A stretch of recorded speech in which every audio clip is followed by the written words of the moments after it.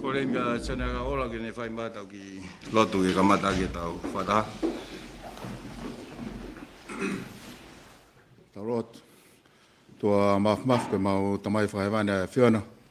Tai fi tu ko mau to eki ke mau fai fitai. Mo fa malo ke fiona. Ko i tau ofa mo tau hao. Fai ke te mau tolu. Mau au sia e hoa fa kro ko ni.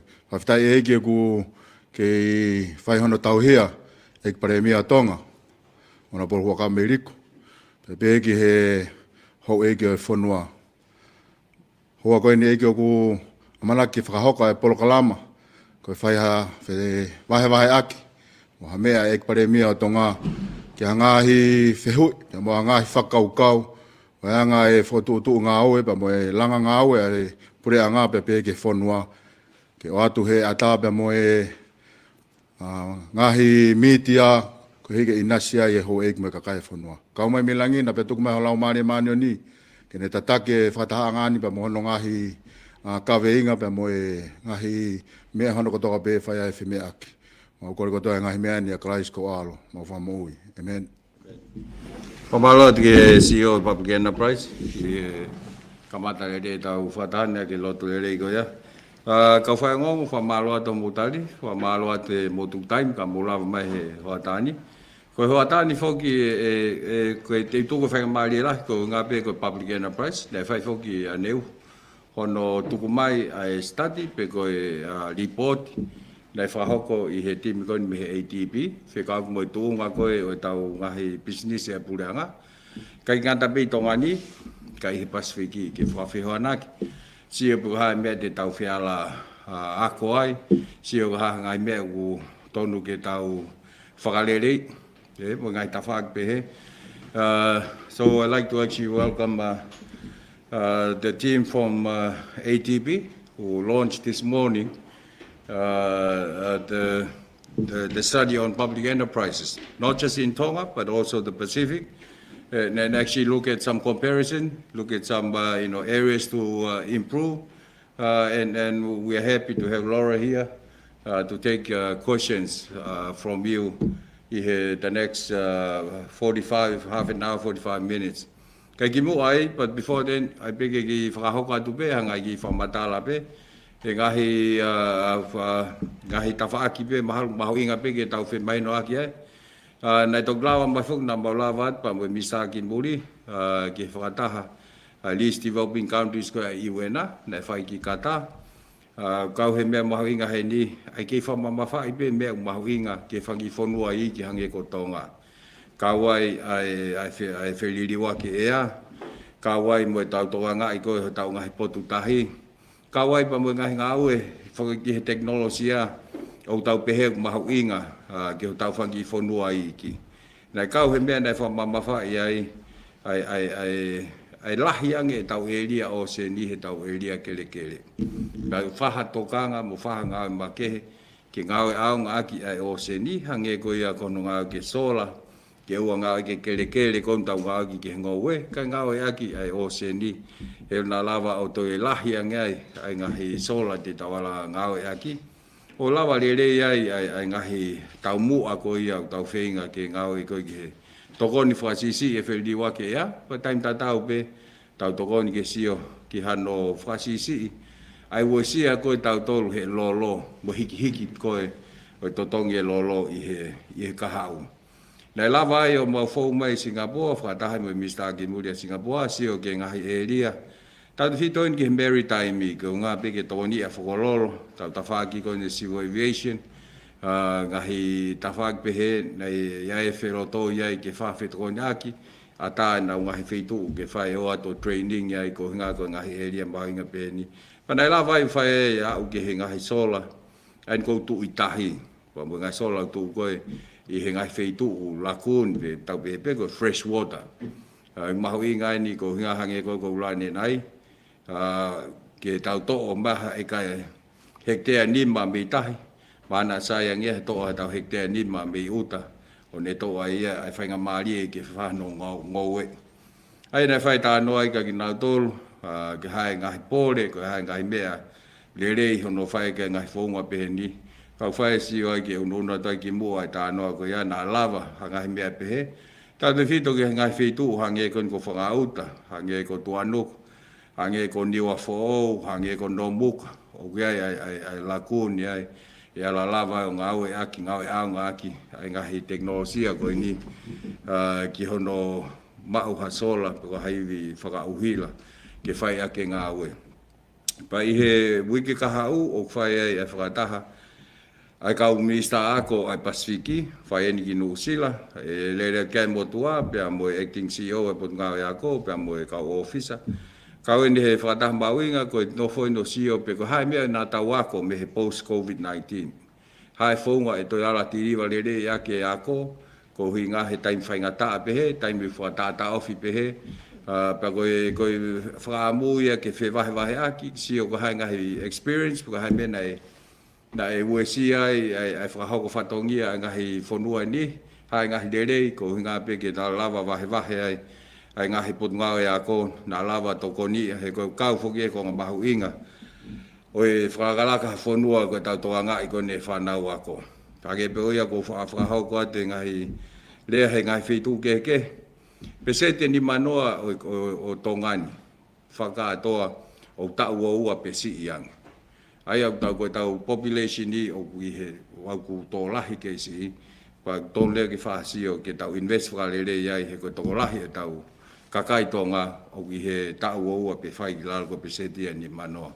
Ai oku whelalawe i pe ngahi tau mua ako ni mo ngahi ngāo koe ni, pa koe whakaamu ia ke tau, kai ke ngā tapi ke tau to whahauka te tau ngahi mea nai whai, mo tau wako mea nau tolu piko hai nau mea nai toi sāiang e nau whahauko, ko hinga pe ke kahau ke tau toi mateu te uang iai. Ai koe ki tānoa whakalufua pe ia, but right now I'd like to open the floor if you have any question ki au, pe ko Laura whika akpa mo e public enterprises, pe ko state-owned enterprises, pe ko Sione, o tui whainga maari e le reien. Malo.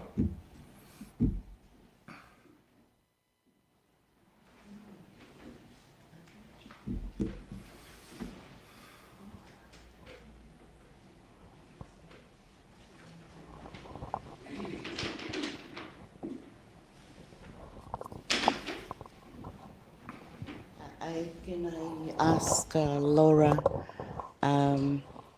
welcome to Tonga, Laura, and I hear you have a report on the state-owned enterprises from 8 other countries in the Pacific. How are we fared in Tonga compared to those countries? And not only that, we need to accelerate in Tonga because we rely so much on those public enterprises for the services for the people in Tonga. Thank you. Thank you for that. Thank you for that question. Nice to be here. We have been, just by background, we have been publishing this benchmarking series since 2008, and Tonga has participated in every iteration of the study. So there's been a great commitment towards transparency and wanting to not only share how the SOEs are doing, but also learn from what the other countries are doing to reform. And the first study that came out in 2009 had only 3 countries participating: Tonga, Samoa, Fiji. Now we have 9. And so I think, so to answer your question, how is Tonga doing? I think one of the headline findings of the study is that Tonga has one of the most robust governance frameworks for state-owned enterprises in the region. So we cover Melanesia, Polynesia, and Micronesia. So 9 countries, and everyone is moving towards commercializing their state-owned enterprises, right? They all want their SOEs to operate like private businesses. In other words, be efficient, try to protect the investment that the state has made in them. And if you operate commercially, then the services that you deliver to your customers will improve. That the two are intrinsically linked. So Tonga has one of the best governance frameworks, and by that we mean everyone understands their role. The government as shareholder, the boards of directors as the stewards, the CEOs and management. So their roles are very well defined, and there's accountability being delegated to the boards of directors and the CEOs to deliver on the targets. The Ministry of Public Enterprises provides an overall framework, a letter of expectation saying this is what we expect from you this year, and then they have to leave them alone to deliver. So that's the kind of framework you want to see, and a lot of countries in the Pacific don't have it, but you do have it here. It requires constant work and focus to make sure that that independence is given to the SOEs, but accountability is there too. So the other part of your question is probably around what is the performance of the SOEs? How are they doing financially compared to the others in the Pacific? I mean, everyone took a hit during COVID. We cover the period 2015 to 2020. So in every country we saw, performance decrease in 2020. There has been a rebound in 2021, and I have to say Tonga's SOEs have been really good at responding to COVID and cutting costs. So they have done that, which means that as revenues dropped, costs also were curtailed, and therefore the loss in profitability was mitigated because of that. So they reacted as you'd want them to react, in a commercial way. So, but in terms of the headline numbers, I think the report, which will be available soon. We're sorry, it's not publicly available yet because it's still going through ADB's compliance checks on, the acronyms and stuff like that. But the basic headline numbers are, I think, an average return on equity of 4.7%. I want to say during that period, which is about the fourth highest among the sample. So you're doing better than Samoa, than Vanuatu, than Papua New Guinea, than a number of larger economies, but not as well as Fiji. I forgot what the other ones are, but essentially, you're up there in the upper tier, but a lot goes into those numbers, and I would say a lot has to do with how governments reacted to COVID. So in some countries, there was a lot of money thrown at state-owned enterprises, and in other countries, that wasn't the case. And I think in Tonga, the state-owned enterprises, because they were already commercially oriented, shouldered some of the, were able to shoulder some of the downturn themselves. So you didn't see a lot of government bailing out happening, and therefore they had to shoulder those reduced returns. So. I think maybe that's kind of the key highlights of the report we would say, but in the 10 years that we've been publishing these studies, we do, and it's not because the Honourable Prime Minister is here that I'm saying this, but we do often point to Tonga as having again a very robust sort of legal and regulatory framework for SOEs that other countries do look to as a good model to emulate. Ai hangoi lau tau e ufonua koe ni na CV tau me fika fa mai la ta doi ha mo me ko ko ngalahi ai mea ko nga he kwai tau potunga au dedicate pe kia ko mulia anta be Ministry of Finance pe ko wa potunga ke ai ko do go strength here that we have a dedicated ministry focusing on public enterprises.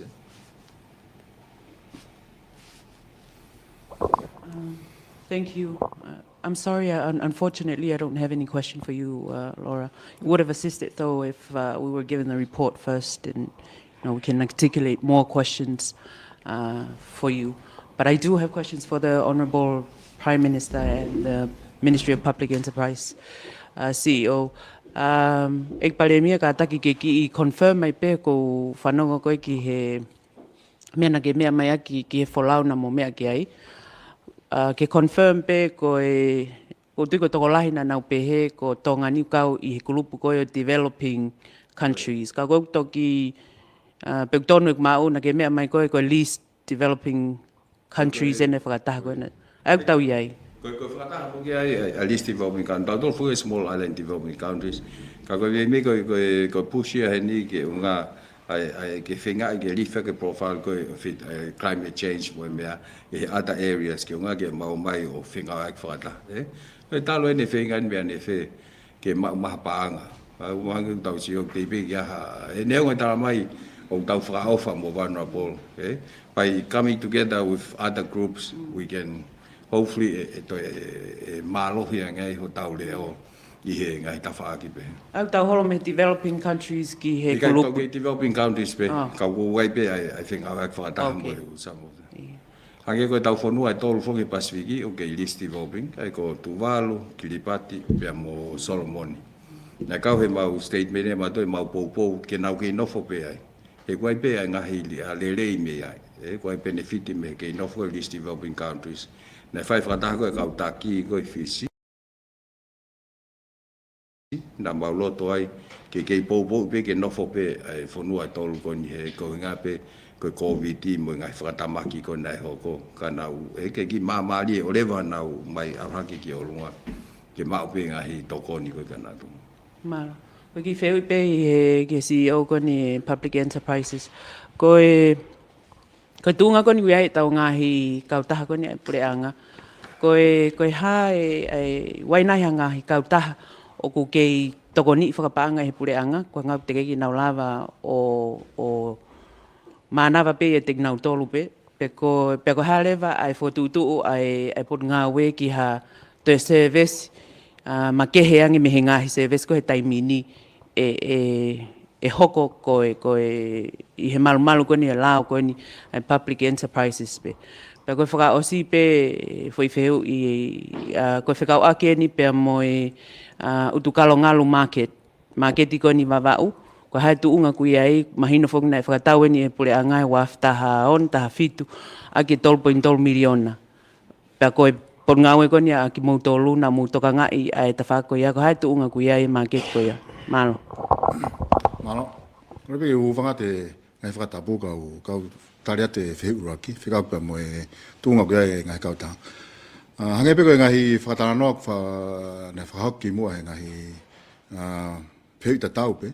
Koe me he COVID, whikau pe mo e tala noa koe ia nei ngahi tokoni. Ka koe osi koe COVID, nei malama pe he ngahi kau taha ia nau tolu katoa pe. O whiau pe ia nau tolu ke nau pick up me ia o whanonga mea o au mai kia honi o koe ke whai ha tokoni whakapaanga hange koe whehui. Koe pe ngahi tokoni i he ngahi tawhaaki koe whekangau e aki anga maheni pe ia nau whafo mai ngahi kore ke ngahi hoa ngau e. I he u tōna partners ke nau tokoni mahe ngahi mea keke o kaua e ngahi kautaha business e ni.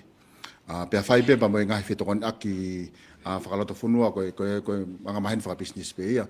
Tau whataataak pe hange koe ngahi kautaha ngau e mai aki e whonga ke sio ki he retirement fund. I he whonga wha business pe ia koe nau kore ke i he tawhake o e no me ngahi mea pe ke tokonia nau toru e nau ngau e wha business i. Ka koe anga maheni pe ia i he anga no wharere wha business. Ka koe whakalukufua ke hona tari ho whehui e tawhako ia ka pai toki tokon mai pe e premia ai. Koe whakaosi koe mea koe ki he utkalonga lu ia oku ke i he malu pe ia o e kautaha market ai pureanga. Pe aku wau mai ke hono ku ke i he malu pe koe ia. Aia koe market koe ia, pe mo ngahi market koe i tonga tapuni. Oku i ke i he malu pe ia o e market i unau toka ngai kina. Koe tau tana kua retu i ango ia e. Ai koe ai whoki e peleri me toi taki ko e tau kei polo koe ki hapai mo wawa. Koe tokoni mai. Ai nei kore mai lewa e a GCL, pana mau ko whawhiawhia ke whaukat o tari Australia ke nau tokon whapaanga mai. Ke whui whapaanga koe hono toi taki ko e kei polo. Whangi tokon pe. Ai ko osko e tsunami, ngai tokoni koe ai uhila, mau whoke wai uhila he fu. Nei tokon mai mo kau taha pehe. Koe whangi tokon pehe nau whafo mai. Whakau mai he ngahi tokoni mai koe ki ha disaster koko. Aru pe ki he. Ka koe mea koe kono whapanga e operational cost kai ki he. Ai koe mea nei lauka lori na e holo ai u tunga whakapanga e u public enterprise ni. Koe ngana kai mau toi tokoni pa toki ai na naunga ki na reserve ke whakalere ke nau mea, hange ko malai wapuna, nei tu ufo ke wapuna eh. So they actually have to reach ke mai e nau whaki reserve wa mea, ke whakalere ke nau operation ni he koe ke toi hao maha wakapun eh. Koe tōku last resort pe, a pau leo mahino ko ose nau ngahi mea whakapanga, pa tōku wakai mai leo nai lawa ha mea ke o ato tokoni, ke hoko at pe nau whakako whatongia. Te.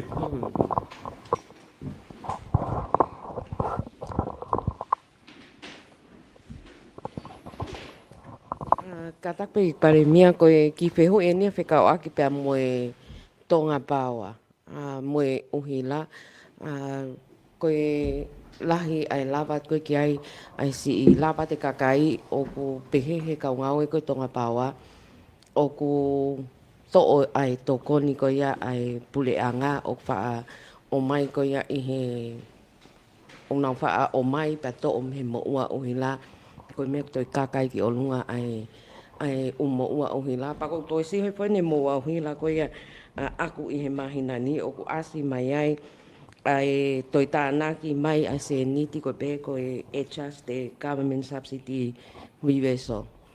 Koe bakai pe pena e to'o whakaku he puleanga nau tokoni, pe koe hae tokoni o kuhinga koe ai Tonga Pawa ki ai.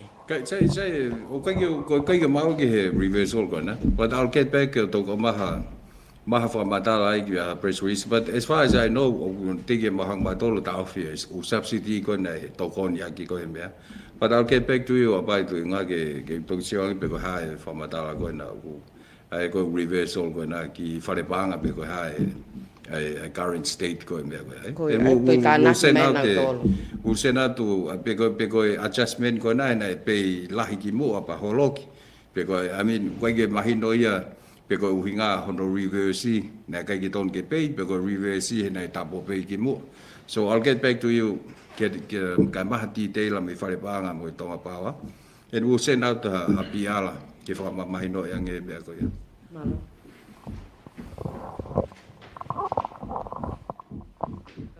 Toi ki I whehu e tai pe maruna koe CEO ko ni he public enterprises, he talanoa ko ni he uhila. Au kau e uhila me vai he ongo tau ilo I kotoa pe he kolo to tonu ke excess e toko taha kotoa pe ki ai. Ka koe whehu I. O to tonu nai ke whakaata ke fusia u e fo I whakakaukau e whakatupu paanga, ke koe profit making concept I he ongo koloa koe ia. Hange koe sio koe ki he Tonga Pawa. Na mautuku atu e vahenga koe ni ihi nau ngau he ngau anga koe ni lau kilu ai tokolahi o ki nau tolu. Oku whainai ha sio I he tawhaaki koe ngā koe mamafa koe e uhi lau alu pe maino pe lolo. Kau te ainai ha founga o whanau mi he whakakaukau o te tonu nai ke fusiau ai profit making concept e he ongo koloa koe ni. Koe ngā kai malawa ke excess toko taha kotoa ki he koloa koe ia, pe whakaosi pe. Mui at pe he marketi. Ke whapapau I mai mua aho tari ki he koe whakatau whoki ene lisi ke whoki mai ki he pure anga me he kautaha koe nei ai Pacific Property Limited. Aia koe koho uhinga o lolotonga puke he pure anga e lisi koe ia, pea mo tānaki e public enterprises ai ngahi reni me ni ihi koe ni koe nau ngau e aki ai konga kere koe ia. Alo. Mo kau kamatat me fei fa mui. Ke konga kon koe aku mahino ka te au fei ko fei ak pa mo lisio konga kere plotonga fa ko fatongia e market ko e baba. Na tali he preanga ko si ke whakafoke risia koe ke he mautofia, ke he mautofia, pea o kosi whakahako whakakakato I he whonga ngāo e wau ki he land and survey. Ka koe lau maari o tutun kabinete aho koe au kei tauhi pe he mautofia, au mai ke ahon, ai kei whakahako whatongia pe ai maketi I he whetu koe ia, ka he koe taha e condition o e tutuni kabinete aho koe ia, pena lau maria ke lelei ke mautofia. Ko pau ke whakako whatongia pe ai ka o arewa ko whakapapau I mai hataimi e se kiwa hakonga kere ke hike whakako whatongia ai marketi. Ka koe ahon o kei whakako whatongia lelei pe ai marketi ia. I he konga kere ko ia neo ko foke ai liso kere ki he mautofia. Ko e whai whakamui I he... Ke ua ki te kau moe haka... Moe ongo koloa koe uhila moe vai. Ai koe uhinga pe waha whakakau, ai pon ngā we te aha whōngangi. Ki hono fusia u koe oi whakatupu paanga, profit making. Mahino pe whoko koe tau mua e business ko toa. Ka koe si atu koe ki he uhila, mama whae uhila, pe ku whaatautou o hake whoke wāhenga e kau ngā we, pe waha si o he wakai ta whakoe. You can touch on profitability of Tonga Power and them. You know, the discussion we had about renewable energy and so forth. She's asking about, you know, whether we can do better in terms of profitability for Tonga Power. Can I just... Yeah, you can ask yes.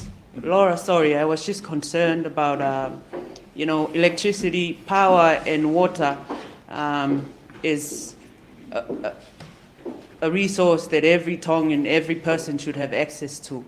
And what I'm asking the CEO is whether the profit-making concept should be, you know, should be fully, should be the guiding principle for those two, especially for those two goods, because they have to do with the general well-being of Tongans in the society. Whether I do understand that it's in their law, the Public Enterprises Act, that each public enterprise should maximize profit. So what I'm asking, because electricity, understandably, it's getting more expensive because of oil, the prices of oil, but it's also whether the ministry, and with your guidance, perhaps, has any plans on, you know, interfering and ensuring that each and every citizen has access to water and electricity? Good question. The Public Enterprise Act does require all state-owned enterprises to operate as successful businesses, right? And that's defined a number of ways, but one of the ways is to be as, I think, profitable as companies that are not owned by the state. And why is that important? Because it drives efficiency incentives, right? You want to only, you know, spend on equipment that you need to deliver the services. You want to look for innovation to be able to deliver efficiently, and ultimately that saves the taxpayer and the government as shareholder. It protects the investment that the government makes in the SOEs. So you want, just imagine if you were running the power company and you had invested, you know, hundreds of millions of panga in it, you'd want to make sure that the power company runs efficiently so that you don't have to keep putting money into it, right? So that's kind of a basic principle of sustainability of businesses, is that they need to be able to make a profit in order to be able to invest in the future, et cetera. If there's excess profits, then the government can take that as a dividend, right? And use that dividend to build schools or, you know, other things, right? So that you don't have a, even if there is an exceptional year when an SOE might make more profit than is expected, then the government can take that back in terms of a dividend. So, but on the specific question of power, you know, all power companies in the Pacific and around the world had a big spike in costs during COVID, especially in 2022 when diesel prices went up. And in the Pacific, still almost all utilities are predominantly using diesel fuel, but the transition to renewable is happening, and I think Tonga Power is one of the more aggressive and commercially oriented utilities in the Pacific. They're on the bandwagon for renewable energy, and that is going to pay off big time in the future. So right now it's still only about, I think, 15 to 17% of power generation is coming from renewables. That's set to grow, and that will absolutely bring the cost of power generation down. But it takes a little while to absorb that cost because you've made the capital investment, et cetera. But just displacing diesel, just that alone is going to reduce costs at Tonga Power, and you should see a translation into power tariffs. And then your last question was about access. And for sure, I mean, I would think Tonga Power prepares a corporate plan every year, and it will have targets in it like profitability, but also access and investment in the network for resilience. So the next time there's a storm, that the power lines don't fall over. So all of those things, are plans that the company makes, that the board endorses, that is then sent to the Ministry of Public Enterprises for, a tick. And then they're held accountable for delivering on that. So in my view, there's great accountability, and the fact that they have to be a profitable SOE is in the public interest for sure, because you don't want to be bailing them out every few years if they had no target in that regard. Hello. Yeah, Phil. I palemia kata ki koe ki wheu I pe whilawe I moe tōngonu ia tama. Whewhenei ai ngau mo whai kana tōngonu ia ngai business I loa koe industry, small industries. Io ko hi koe whaam koe ke ai o whakaiwia ai maunga I tō ngani pe moe ki whi pe taha koe hanei ai tō unga. O ke ngai business ko whi ngai business o ko whi mau ke whakaiwia lahi taha mo whi mau vivili ai tō ni pe koe hanei ai ngawe ai pura ngau whai ki hono whakaiwia o ngai business ko ia maalo. I get very low, I mean, when you're operating a business, you end up with a profit.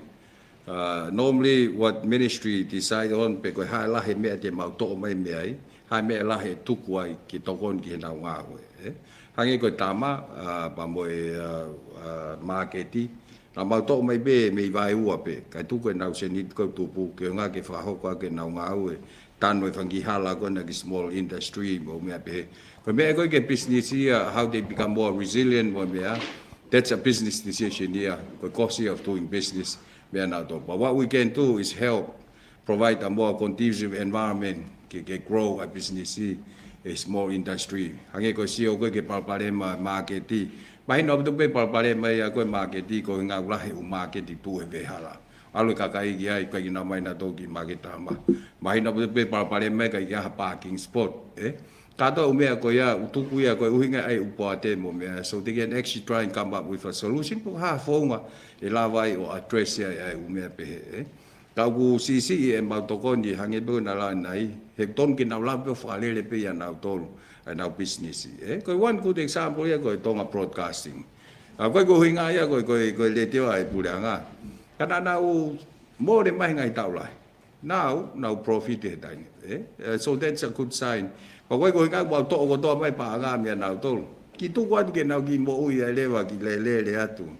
We try ke tu kwatu ko business ke na la le na to au ai hange ya ko hapotu nga ai pule anga whakapaa nga tu me pule anga halo ja fe ya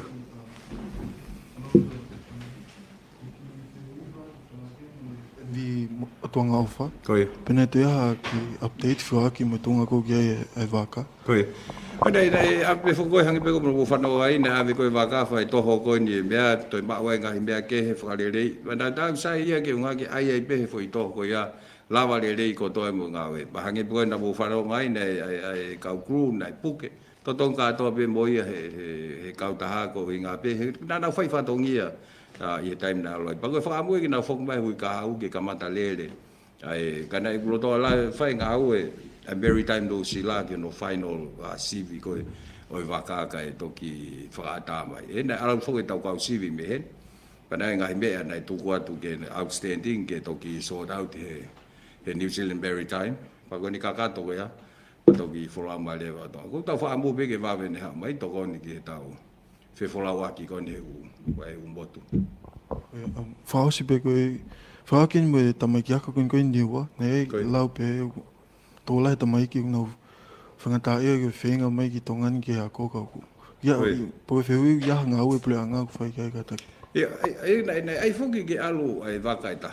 Pena ko le be ni wa ke tu be ke na wa ka ke na wa pa ma u lo le le be ke ka u fai be ta no na hen be fu mo pu le ko ai alwe ani hengi ani afi wa ka alwe ka ni top tapu ni wa fo we ka ai ko nga ka fa ko te na puna ba e fa mali ki na puna pa to fa ka to atu ai ku wai le vai fa ka ko time ko tu ko ai wi ke ta ko ya e ka le fa tu ka le pe a ko nga ke na catch up ko nga ko to mu ya ka fa ya ko e ai fa be ki uno ki ho pe time te pile mo me ke make up time mi ko na ka ya ka fa ko ni na le pe ko ye ke na yo se be fo ka fa ya ko ye ka wai u kalasi na ke he ni ka fa ya ko ko fo ki mai me da ta be fa si o ki fa na ko ya pe ko si a fe pe ha me ala fai ke to ni na to na don ki mahal ke na hu pe ni wa ha ye o le pa na to ke o mai ka but case by case be fa si o ki ai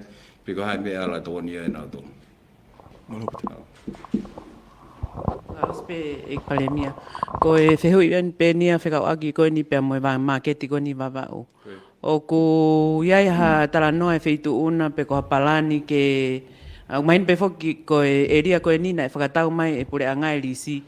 Na palan nga o ke fai ke he pure anga ke langa ngai office ko anga ma o.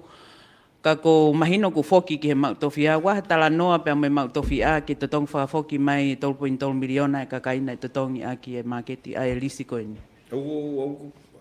ai lau ko mau fa muy na fa matala ko ni CEO but we can provide more information figure pa mo ha particular se hen Italia ke ngawa pe ka ku me fitu eta ke le market ka unga ka o wesia fa market eta ni mi.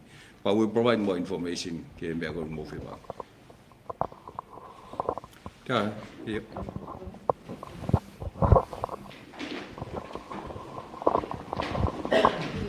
Ausi pe ya kuana ha palani ai pleanga feituna hangahi founga ki he malava ai kakai ko fonua matuaki papalem fa mamalahi ai hiki ko totongi o koloa bakaya ta na fasi hoi fo ko hammoa na invest na to ke kume na baka ko nga ke malava ke tokon ke tuku hi fo ai totongi ko koloa ka ko bakai pepe wa ki palani to Ko tau be la be la fai me ko tau lo tu ke tu ko tau ko ni Europe ko i be la ya ko lolo o alwa lolo ke nga ne o be ku mi ha mo na waka e kai na lo to pule ma winga lolo ko mahinga lolong de drive freight ko freight yen ko o hinga hike ko lo ono chipi mahanu tolo ye taimi ko mahalo taini me uli mo o peli mo tolo ya ko hinga pe ko ala ke ko price ko lolo weda ko vaka ako pe vaka ta ke ko feleti au me hango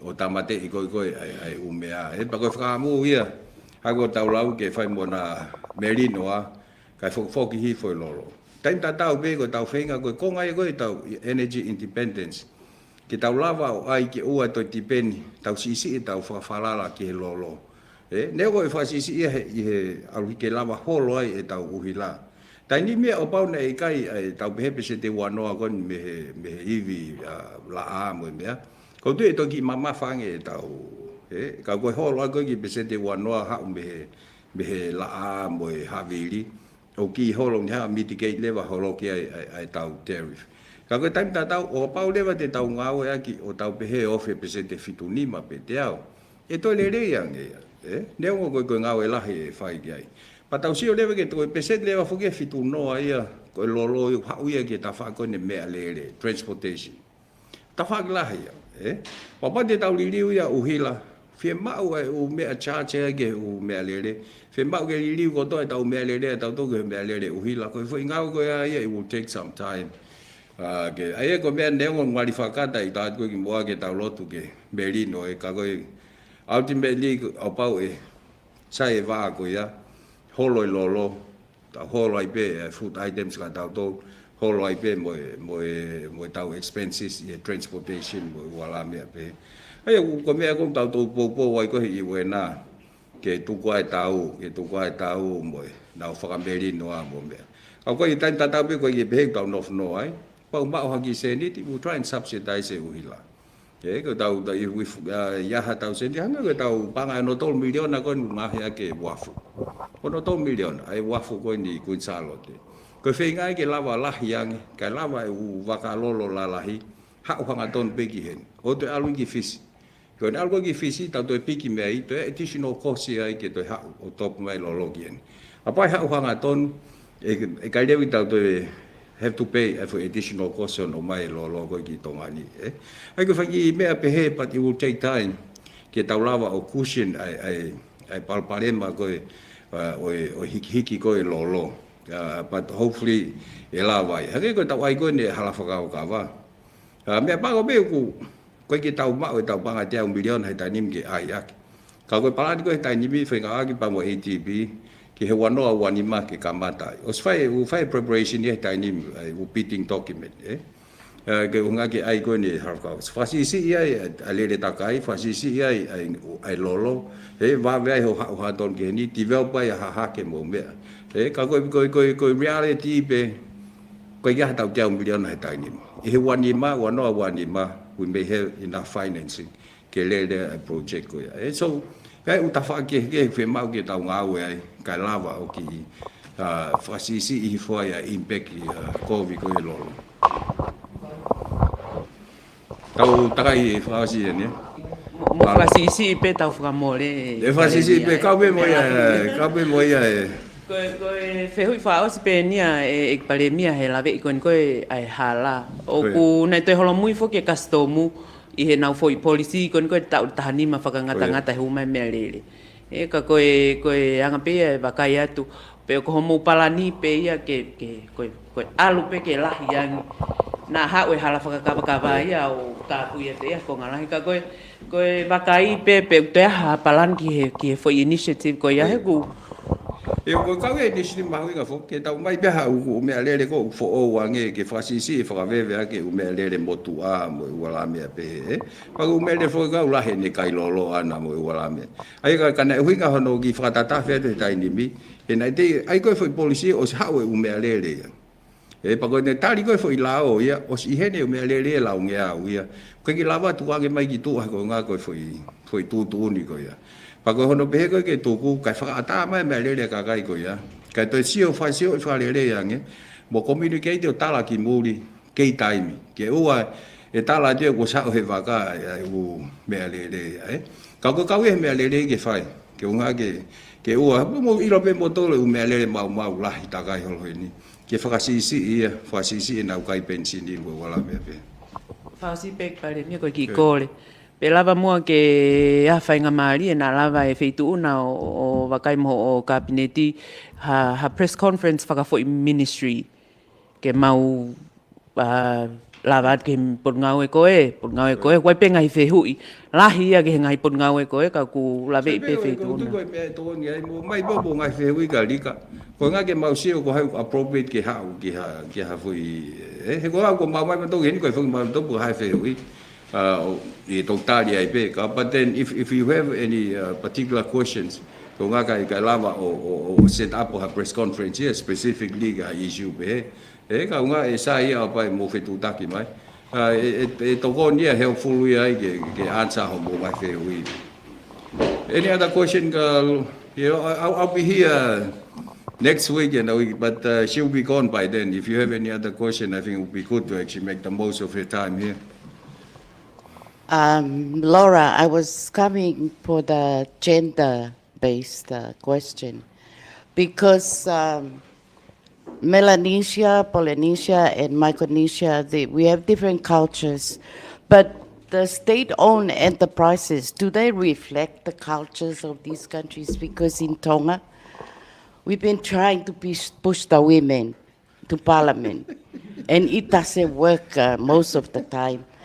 Our people, they say yes, we'll support the women, but they don't vote for the women. Anyway, what I'm trying to say, that the state-owned enterprises, do they have a lot of women or just a few? You mean around the Pacific or in Tonga specifically? Pacific. In Tonga, I think there's only 2. So I already know about Tonga, Yeah. but, you know, in other countries. And, you know, to be fair, it goes up and down.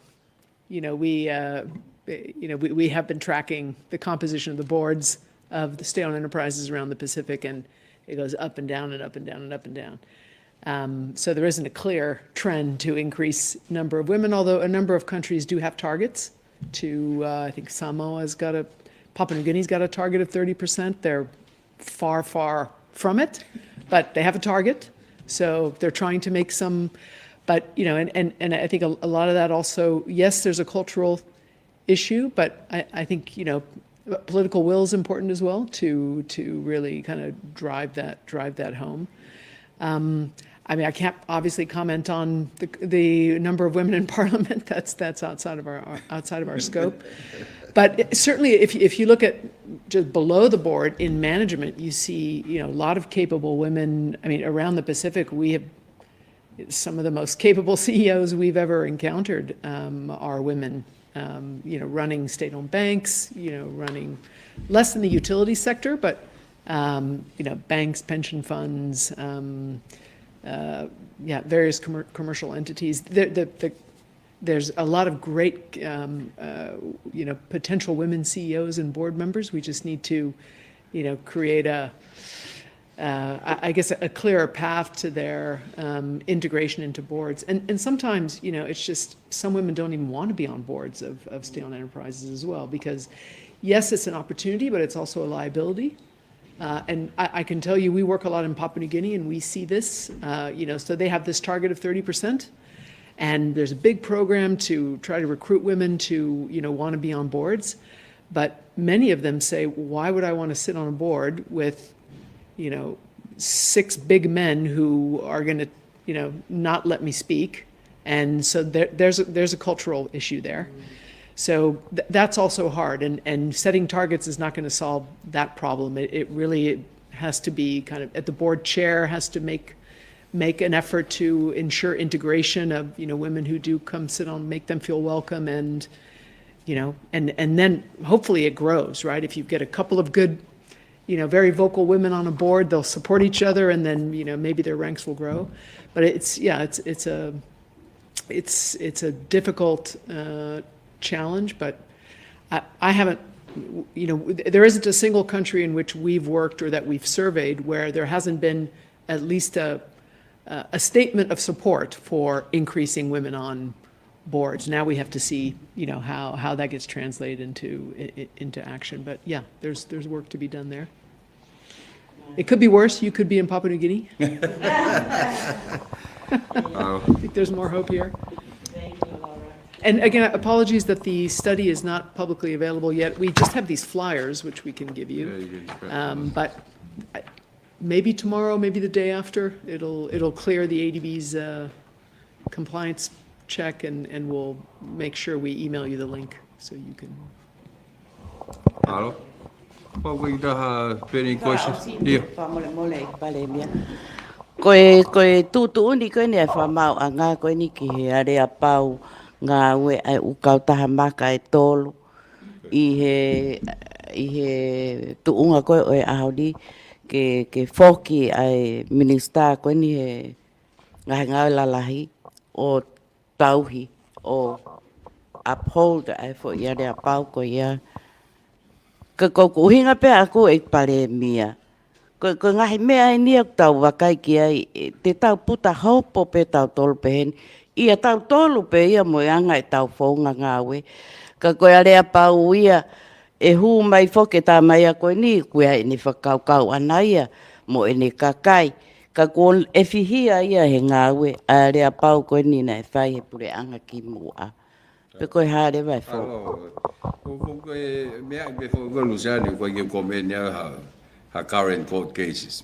Who kaitonu appropriate ia ke ai taha ku o pau o ke whamawanga ha mea pe. E kau mahi no i me ai ngai e lia mo concern ki ai. But I would rather tuk pe ke whamawanga, ke nau lele nau process ia nau do, but au whakahoko mai ai pe ko hai nau final tu ni.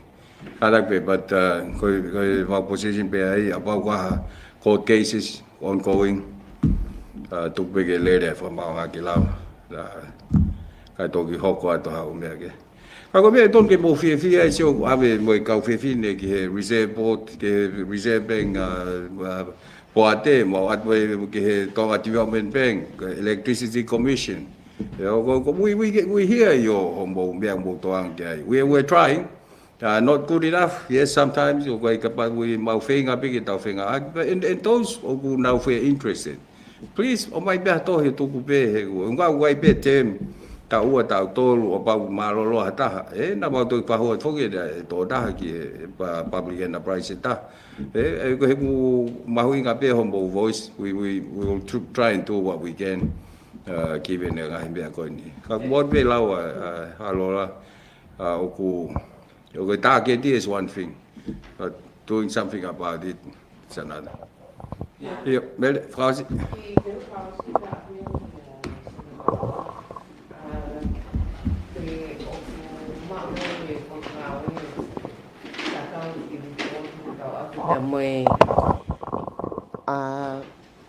Spike ko uhila kon ko osko pa mo nga pi Tuma ko ki taliwa ve ta mal nilo to fa ka io uguai report ko mana fai he ka expert na fund Australia. I'll see whether oku for public consumption pe ko nga e ko was commercially sensitive pe now na fai now start e pe ko ha ko ai me fa technical e pe me ko na ho ko. But whatever we can high information te maulava tu ka tu we will provide it. Kada fai start in fund Australia. Ko One last one. Go ahead. Go ahead.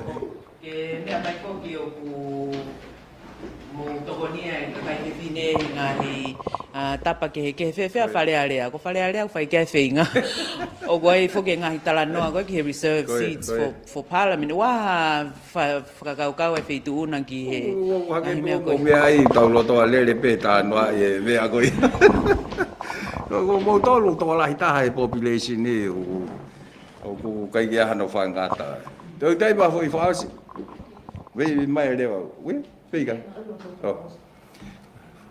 me leo mo di do fa ya ta mo fe iga fa ba lo la he tu Lucien ka ma ka fa ngongo. Thank you all for answering the question, CEO. Sion fa ba lo la he tu mo lava mai fe fini and hage bo ko fa ai pe ki mo we try ke fe ga ke tau to ta no ape. But if you have any specific questions might be fun or might be lika pa ha u fe la hia ga pot ngau pa mai na CEO when na minister ke fa ha mo ta no but appreciate homo la mai ani and thank you Laura for that report even though I've been involved for a number of years it's still an eye opener just to relook at how where things are and what can be done so appreciate that and thank you very much for that famalot ka tumu kita fast tama mama mo famalo de la le ma fata famalo to mai mama ki fa ga ngahi potano e una to kon ki to mama nge ngahi topic ki ko ne fa ga potano famalo to ye timbe ITP na mama report ko ni ko ngana la to kon ko no fa le ngahi business e pula nga ma ko mo famalo mo surprise ko ma fa mo amen